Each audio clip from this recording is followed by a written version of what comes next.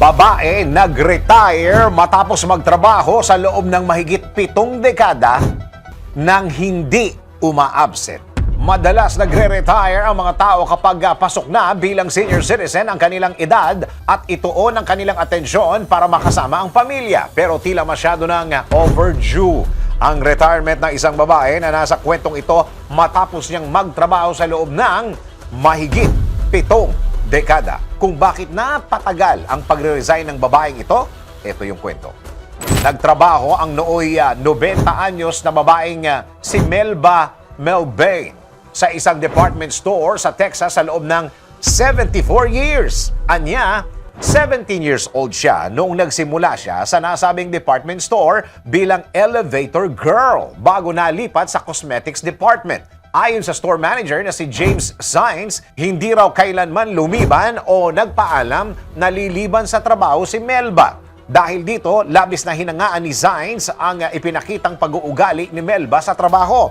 Dagdag pa ni Sainz, lahat daw ng ekspektasyon niya sa isang empleyado ay kay Melba niya nakita.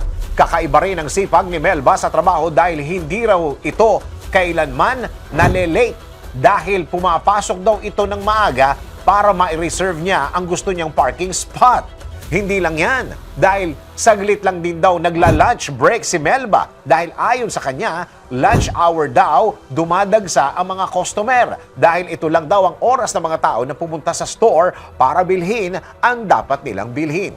Ayon po kay Melba, masaya raw siya sa kanyang trabaho at marami rin daw siyang nai-inspire ng mga empleyado dahilan para tumaas ang sales ng department store. Ngunit dahil tumatanda na si Melba, kailangan na niyang mag-resign dahil sa naranasan niyang health issues. Kaya naman bilang pagtanaw sa ipinamalas na kasipagan at dedikasyon ni Melba, pinarangalan siya ng Beyond Excellence Award para kilalanin ang serbisyong kanyang ibinigay sa kumpanya. Ikaw, kaya mo bang magsilbing role model ng iyong mga katrabaho o mas pipiliin mong maging normal employee lang para mas iwas pressure?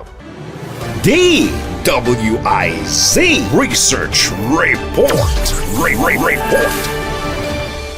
Thank you for watching. Tuloy lang ang panonood at pakikinig ng tamang balita sa DWIZ News, DWIZ News FM Regional, DWIZ News TV, Aliw Channel 23, nationwide. Mag-follow, like, subscribe at i-share ang aming mga social media accounts.